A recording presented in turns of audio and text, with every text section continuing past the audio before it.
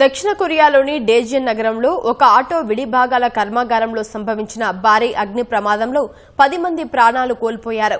ఈ ఘటనలో 59 మందికి తీవ్ర గాయాలయ్యాయి. క్షతగాత్రుల్లో 25 మంది పరిస్థితి విషమంగా ఉన్నట్టు తెలుస్తోంది.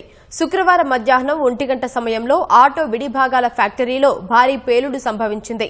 మంటలు వేగంగా వ్యాపించడంతో ప్రాణాలు కాపాడుకునేందుకు కొందరు కార్మికులు భవనం పైనుంచి కిందకు దూకారు. మరికొందరు ఊపిరాడక అస్వస్థతకు గురయ్యారు.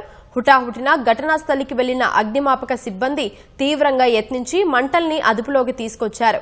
తొలుత మనుషులు లోపలికి వెళ్లలేని పరిస్థితి ఉండటంతో రోబోలను పంపి లోపలి ఉష్ణోగ్రతను తగ్గించారు. ఆ తర్వాత గాలింపు చర్యలు చేపట్టారు. గాయపడ్డ వారిని సమీపంలోని ఆసుపత్రికి తరలించారు.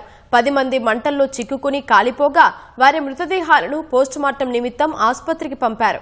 సహాయక చర్యల సమయంలో ఫ్యాక్టరీలో ఉన్న 100 కేజీల అత్యంత ప్రమాదకరమైన రసాయనాలను సిబ్బంది సురక్షితంగా బయటకు తీశారు.